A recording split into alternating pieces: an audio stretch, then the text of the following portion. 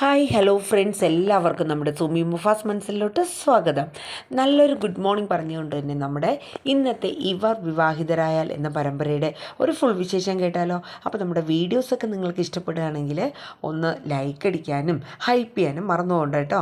പിന്നെ നമ്മുടെ ചാനൽ ആദ്യമായിട്ടാണ് കാണുന്നതെങ്കിൽ സബ്സ്ക്രൈബ് ചെയ്തതും കൂടെ മറന്നുകൊണ്ടാ. കാരണം സബ് ചെയ്ത് വെച്ചാലേ നമ്മളിടുന്ന സീരിയലിൻ്റെ പ്രൊമോസൊക്കെ നിങ്ങളുടെ കയ്യിലെത്തുള്ളൂ.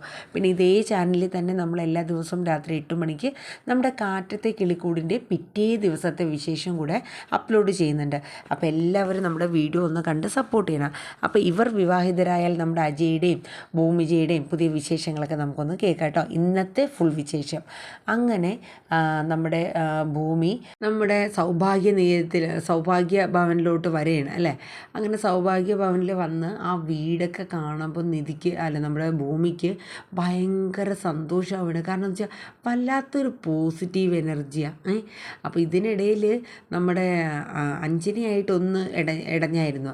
കാരണം അഞ്ജനെ നീ ആരാടി എന്നൊക്കെ ചോദിച്ചു. കാരണം അജയ്യായിട്ട് സംസാരിക്കുന്ന കണ്ടപ്പോൾ അഞ്ജനയ്ക്ക് അത്രയ്ക്ക് അങ്ങോട്ട് സൂചിച്ചില്ല. അങ്ങനെ നേരെ സത്യദാസിൻ്റെ അടുത്ത് വലിച്ചാന്ന് പറഞ്ഞിട്ട് ചെന്നിട്ട് അതെ അവൾ ആരാ അങ്ങനെ സംസാരിക്കാൻ. എന്നിട്ട് അവൾ എൻ്റെ അടുത്ത് ചോദിച്ചു അതെ നീ ആരാന്ന് തിരിച്ച് ചോദിച്ചു. ഞാൻ അവളെ തല്ലാൻ കൈ പൊക്കിയപ്പോൾ എന്നെ തടഞ്ഞു അവൾ എന്നൊക്കെ പറഞ്ഞിട്ട് സത്യയുടെ അടുത്ത് ചെന്ന് കുറേ കുറ്റങ്ങൾ പറയണ്. ആഹാ, എൻ്റെ മോളെ തടയാൻ മാത്രം അതാരാ അവൾ ഈ കുടുംബത്ത് ഈ കുടുംബത്ത് നീ ആരാന്നൊക്കെ അവൾ ചോദിക്കാനോ? എന്നാൽ പിന്നെ ഞാൻ ചോദിച്ചിട്ട് തന്നെയല്ലോ കാര്യമെന്നും പറഞ്ഞ് സത്യം നേരെ താഴെ ചെല്ലുമ്പോഴേക്കും നമ്മുടെ ഭൂമി നിവേദ്യത്തിനുള്ള സാധനങ്ങളും ഉണ്ണിയപ്പവും ഇങ്ങനെയൊക്കെ കൊണ്ടുവരേണ്. ആ വലത് കാല് വെച്ച് സൗഭാഗ്യ ഭവനിലോട്ട് കയറുകയാണ്. അങ്ങനെ സൗഭാഗ്യപുരത്തിലെത്തിയ നിധിക്ക് ആ വീടൊക്കെ എവിടെയോ സ്വപ്നത്തിലാണോ എന്നറിയില്ല, എവിടെയോ കണ്ടു മറന്നതുപോലെയുള്ള ചില ഓർമ്മകളൊക്കെ വരെയാണ് കേട്ടോ. ആ സമയത്ത് സത്യയും അഞ്ജനയും കൂടെ വരെയാണ്. അഞ്ജന അവൾക്ക് നമ്മുടെ ഭൂമിക്കിട്ട് വഴക്ക് കൊടുക്കാൻ വേണ്ടി സത്യനെയും കൊണ്ട് വരെയാണ്. അങ്ങനെ സത്യം ഇങ്ങനെ നോക്കുമ്പോഴത്തേക്കാണ് നമ്മുടെ ഭൂമി വരണു. അങ്ങനെ സത്യം ഓടി ചെല്ലുകയാണ്. അപ്പോൾ അഞ്ജന അവിടെ തന്നെ നിൽക്കുകയാണ് കേട്ടോ, ഹോളിൽ തന്നെ. അങ്ങനെ സത്യം ഓടി ചെന്നിട്ട് അല്ല മോളെ ഭൂമി നീ ഇവിടെയോ? അല്ല സാറ് ഇവിടെ? അതെ ഇത് എൻ്റെ വീടാണ്.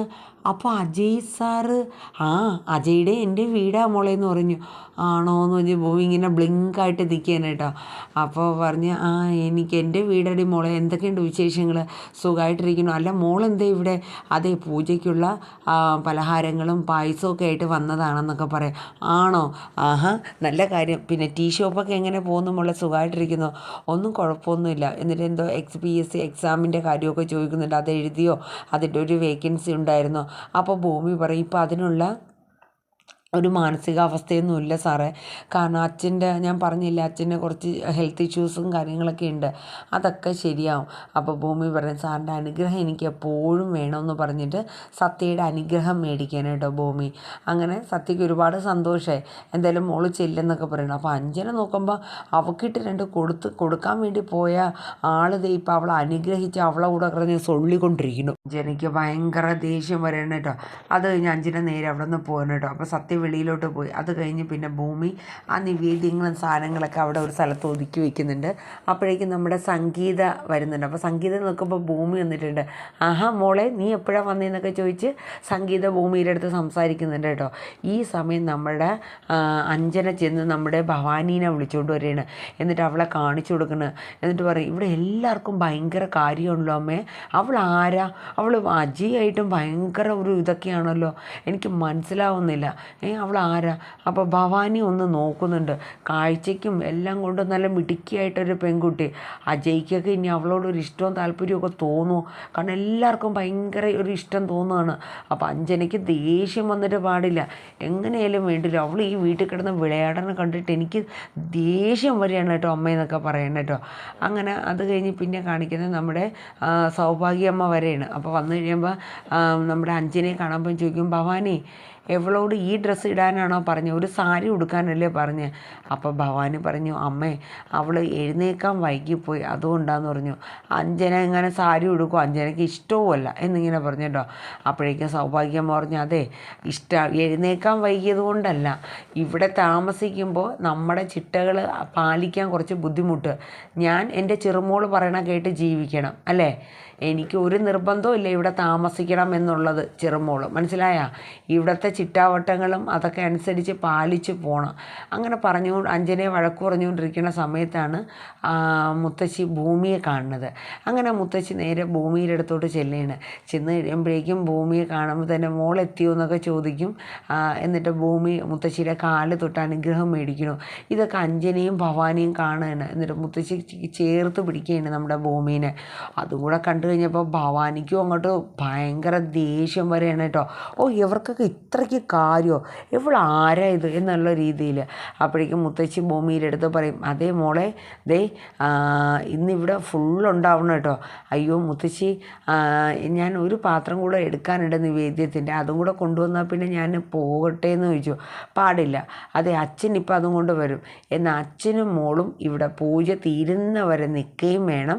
ഒപ്പം തന്നെ ആഹാരം കഴിച്ച് സന്തോഷമായിട്ട് ഇവിടെ നിന്ന് പോയാൽ മതി എന്ന് പറയാം. അപ്പോഴേക്കും ഭൂമി പറയും, ശരി മുത്തശ്ശി എന്ന് പറയും.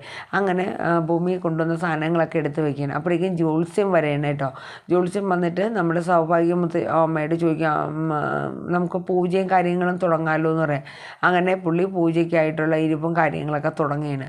അപ്പോൾ ഇതേ സമയം തന്നെ ഭൂമി നമ്മുടെ മുത്തശ്ശിയുടെ അനുഗ്രഹം മേടിക്കാനായിട്ട് കാലയിൽ തൊഴുതായിരുന്നു. ആ സമയത്ത് ഭൂമിയുടെ ആ സാരിയുടെ ഉള്ളിൽ നിന്നും ആ മുത്തശ്ശി പണ്ട് അഭിരാമിക്ക്, നമ്മൾ അഞ്ജനയ്ക്കും അഭിരാമിക്കും ഒരുപോലെ ഇട്ട് കൊടുത്തൊരു മാലയുണ്ടല്ലോ, ആ മാല ഡ്രസ്സിൽ നിന്ന് ഇങ്ങനെ വെളിയിലോട്ട് വന്നു. പക്ഷെ അത് നിവർന്നപ്പോൾ പിന്നെയും ഡ്രസ്സിൻ്റെ ഉള്ളിൽ തന്നെ പോയിട്ടോ. ഒരു പക്ഷേ അത് മുത്തശ്ശിയുടെ കണ്ണിൽ പെട്ടിരുന്നുവെങ്കിൽ അത് കറക്റ്റായിട്ട് ഐഡൻറ്റിഫൈ ചെയ്തേനെ മുത്തശ്ശി. പക്ഷെ അതങ്ങനെ ആ ഒരു സീനിലോട്ട് എത്തിച്ചില്ല കാര്യങ്ങൾ. അങ്ങനെ മുത്തശ്ശിയുടെ അടുത്ത് പറഞ്ഞു, മുത്തശ്ശി എല്ലാം എത്തിച്ചിട്ടുണ്ട്, അപ്പോൾ ഞാൻ പൂജയ്ക്ക് ഞാൻ നിന്നോളാം. ഇത് കുടുംബ പൂജയല്ലേ മുത്തശ്ശി എന്ന് ചോദിക്കുന്നുണ്ട്. അതിനെന്താ, നിനക്ക് ഞാൻ കുടുംബത്തിലെ അംഗമാണ് എന്നുള്ള ഒരു ഇത് തന്നിട്ടുണ്ട്, അതുപോലെ ഇന്നിങ്ങനെ ചോദിക്കും കേട്ടോ. അപ്പോൾ നമ്മുടെ ഭൂമി പറയും, അത് മതി മുത്തശ്ശി എന്നൊക്കെ പറയും കേട്ടോ. പക്ഷേ ഇതൊന്നും നമ്മുടെ ഭവാനിക്കോ അല്ലെങ്കിൽ നമ്മുടെ അഞ്ജനയ്ക്കോ ഒന്നും ഒട്ടും തന്നെ ഇഷ്ടപ്പെടുന്നുണ്ടായിരുന്നില്ല കേട്ടോ. അത് കഴിഞ്ഞ് പിന്നീട് കാണിക്കുന്ന സീൻ എന്ന് പറയുന്നത്, നമ്മുടെ അഞ്ജന നേരെ നമ്മുടെ അജയുടെ ഒരു ഫ്രണ്ട് ഉണ്ടല്ലോ, എഴുത്തുകയോ അങ്ങനെ എന്തോ പേരുള്ള ഒരാൾ, വക്കീല്, നമ്മുടെ അഞ്ജന ചെന്നിട്ട് നേരെ പരാതി പറയണേ.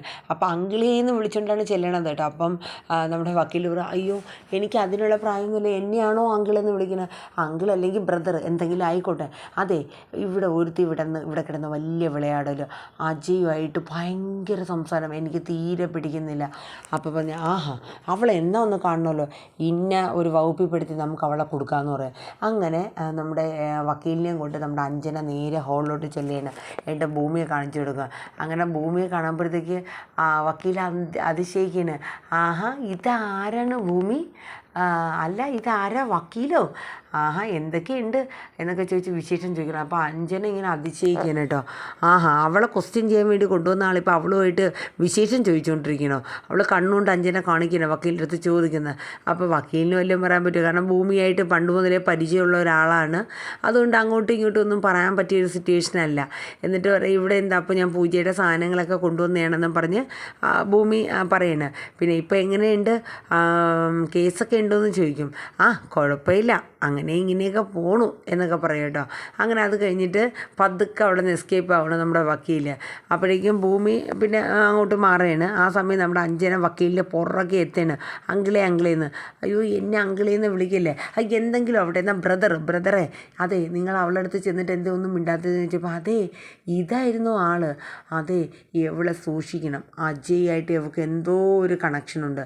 അപ്പോഴേക്കും പെട്ടെന്ന് വക്കീലിൻ്റെ മനസ്സിലൊരു ഇത് തോന്നുന്നു കേട്ടോ, അത് വെച്ച് പിടിക്കാം, അതാ നല്ലത്, അല്ലെങ്കിൽ തലയൂരിൽ നടക്കൂല എന്നിങ്ങനെ പറയണ. അങ്ങനെ ആ വക്കീൽ പറഞ്ഞു കൊടുക്കുകയാണ്. വക്കീലിൻ്റെ ബുദ്ധിയിൽ തോന്നിയത് അഞ്ജനയുടെ അടുത്ത്, അതെ അജിയുമായിട്ട് ഈ കുട്ടിക്ക് ഒരു ചെറിയൊരു കണക്ഷനുണ്ട്, അവർ തമ്മിൽ ചെറിയൊരു കണക്ഷനല്ല, നല്ല ഡീപ്പ് റിലേഷനാണ്, അവർ തമ്മിൽ വേർപിരിയാൻ വരെ ഭയങ്കര ബുദ്ധിമുട്ടായിരിക്കും എന്നൊക്കെ പറഞ്ഞു കേട്ടോ. അത് കേട്ടപ്പോഴത്തേക്ക് അഞ്ജനയ്ക്ക് അങ്ങോട്ട് ദേഷ്യം വരെയാണ്. അങ്ങനെ അഞ്ജനയ്ക്ക് പല്ല് കടിച്ച് പിടിച്ച് അഞ്ജന നിൽക്കുകയാണ്. അപ്പം ഒരു ഇതിനുള്ളത് എറിഞ്ഞിട്ട് കൊടുത്തിട്ടാണ് നമ്മുടെ വക്കീൽ അവിടെ നിന്ന് പോണത്. അതും പിടിച്ചുകൊണ്ട് നമ്മൾ അഞ്ജന ഇരിക്കുകയാണ്. കാരണം അജയുടെ അടുത്ത് അഭിനയിച്ചിട്ടാണെങ്കിലും സ്വത്തുക്കൾ ഇങ്ങ് കിട്ടണ്ടേ, കൈക്കലാക്കിയില്ലെങ്കിൽ പിന്നെ എന്താ കാര്യം? കാരണം അജയിനെ വിവാഹം കഴിച്ചാൽ മാത്രമേ ഈ കാണുന്ന സ്വത്തുക്കളെല്ലാം കിട്ടത്തുള്ളൂ. കാരണം ചെറുമക്കളായിട്ട് അവർ രണ്ടുപേരാണല്ലോ. അപ്പം മുറപ്പെണ്ണ് മുറച്ചെറുക്കനെ കല്യാണം കഴിക്കുകയാണെങ്കിൽ പിന്നെ സ്വത്തുക്കളൊന്നും വെളിയിൽ പോകത്തില്ലല്ലോ. ആ ഒരു രീതിയിലാണ് അവർ കാര്യങ്ങളൊക്കെ പ്ലാൻ ചെയ്തിരിക്കുന്നത്. പിന്നീട് കാണിക്കുന്ന സീനെന്ന് പറയുന്നത് പൂജാരി ഇരുന്ന് പൂജകൾ തുടങ്ങി. അപ്പോൾ നമ്മുടെ മാധവനും സംഗീതി അവിടെ ഇരിക്കുന്നുണ്ട്. അപ്പോൾ അവരെ കൊണ്ട് നിലവിളക്ക് കത്തിക്കണു. പിന്നെ നമ്മുടെ സൗഭാഗ്യമ്മ അവിടെ ഒരു കസേരയിലിരിക്കുന്നു. എല്ലാവരും നിൽപ്പുണ്ട് കേട്ടോ. അപ്പോൾ ഇതേ സമയം നമ്മുടെ അച്യുതനാണെങ്കിൽ ആ ഒരു ചെറിയ പാത്രം നിവേദ്യം കൂടെ എടുക്കാനുണ്ടായിരുന്നു. അതും കൊണ്ട് സൈക്കിളിൽ പാവോട്ടോ കിതച്ച് വരെയാണ്. അപ്പോൾ നമ്മുടെ ഭൂമി കാത്തു നിൽക്കുകയായിരുന്നു. പക്ഷേ അച്യുതൻ തളർന്നു പോയി. പക്ഷേ വീടൊക്കെ കണ്ടുപിടിച്ച് ഒപ്പിച്ച ആൾ എത്തിപ്പറ്റിയാണ്. അപ്പോൾ ആ സീനും കാണിക്കുന്നുണ്ട്. പിന്നെ അതിൻ്റെ കൂടെ തന്നെ നമ്മുടെ പൂജാരിക്ക് വേണ്ട സാധനങ്ങളൊക്കെ അവർ സർവൻ്റ് ചേച്ചിയുണ്ട്. ആ ചേച്ചിയാണ് ഓരോന്ന് എടുത്ത് കൊടുക്കുന്നത്. അപ്പോൾ ഓരോ സാധനവും ഇങ്ങനെ പോയി എടുക്കാൻ ചേച്ചി ഒറ്റയ്ക്കല്ലേ ഉള്ളൂ. അപ്പോഴേക്കും അജയ് പറയും ഞാനും കൂടെ കൂടാം എന്ന് പറയും. അപ്പം നമ്മുടെ ഈ പിന്നെ അഞ്ജന ഇതിനിടയിൽ ഈ പൂജ നടക്കുമ്പോൾ നേരെ ചെന്ന് അജയുടെ അടുത്തങ്ങിരിക്കും. അവിടെ നമ്മളെ വക്കീലിരിക്കുകയായിരുന്നു. അപ്പോൾ വക്കീൽ അഞ്ജന വന്നു കഴിയുമ്പോൾ പതുക്കെ എണീറ്റ് മാറും. അപ്പോഴേക്കും അജയ് വക്കീലിനെ നോക്കി ഒന്ന് പേടിപ്പിക്കും കേട്ടോ, എന്തിനാണ്ടാ എണീറ്റ് മാറിയെന്നുള്ള രീതിയിൽ. അപ്പം വക്കീൽ പറയും നിൻ്റെ ഉഡ്ബി വന്നാൽ ഞാൻ മാറണ്ടേ, അതുകൊണ്ട് മാറിയതാടാ, മാറി നിന്നെ ഞാൻ കൊള്ളാം, നിൻ്റെ തടി ഞാൻ കേടാക്കുമെന്ന് പറഞ്ഞു. എന്നിട്ട് നമ്മുടെ അഞ്ജന അവിടെ ഇരുന്നുണ്ട് അജയുടെ കയ്യും പിടിച്ചുകൊണ്ടിരിക്കുകയാണ്. അപ്പോൾ അതെല്ലാവരും ശ്രദ്ധിക്കുന്നുണ്ട്. കാരണം പൂജ നടക്കുന്ന സമയത്ത് കയറുന്നിരുന്ന ഒരു ശൃംഗരിക്കെല്ലാം വേണ്ടി പോയ കണക്കുള്ള ഒരു രീതിയായിപ്പോയി. അപ്പോൾ അതിൻ്റെ ഇടയിൽ നമ്മുടെ ഭൂമിയും കൂടെ ചേർന്ന് പിന്നെ ആ ചേച്ചിയെ സഹായിച്ച് ഓരോ പൂജാ സാധനങ്ങളും എല്ലാം കൊണ്ടുവന്ന് വെക്കുന്നുണ്ട്. കാരണം ഭൂമിക്ക് അമ്പലത്തിലൊക്കെ പോയുള്ള ഒരു ഇത് ഉള്ളതുകൊണ്ട് ഭൂമിക്ക് എല്ലാ കാര്യങ്ങളും കറക്റ്റായിട്ട് തിരിച്ചറിയുന്ന സീനും കാര്യങ്ങളൊക്കെ വരുന്നുണ്ട്. ഭവാനി നമ്മുടെ മറ്റേ ആ ഗുണ്ടയായിട്ടുള്ള ഒരാളുണ്ടല്ലോ, അയാളെ വിളിച്ചു വരുത്തിയിട്ട് ഈ അച്യുതനെ കുറിച്ചുള്ള ഡീറ്റെയിൽസ്, അതായത് അയാൾക്ക് സ്വന്തമായിട്ടൊരു മകളുണ്ടോ, സ്വന്തമാണോ, അതിനെത്ര വയസ്സായി, ഇനി അഥവാ ഉണ്ടെങ്കിൽ തന്നെ ഈ അച്യുതനെയും മകളെയും കൊല്ലാനുള്ള ഒരു ഓർഡർ വരെ കൊടുക്കേണ്ടത്. ഇതൊക്കെ നമ്മുടെ അച്യുതൻ കേൾക്കാനും ഇടവരുന്നുണ്ട്. അങ്ങനെ നല്ല അടിപൊളി ട്വിസ്റ്റും കാര്യങ്ങളാണ് കേട്ടോ ഇനി വരുന്ന ഓരോ എപ്പിസോഡിലും. പക്ഷെ അച്യുതന് ഈ ഭവാനി കാണാനും കൂടെ ഒരു ഇട വരുന്നുണ്ട്. അതാണ് അതിൻ്റെ മെയിൻ ഒരു ഇതെന്ന് പറയുന്നത്. കാരണം കണ്ടു കഴിയുമ്പോൾ ഭവാനിക്കും ടെൻഷൻ കയറുകയാണ്.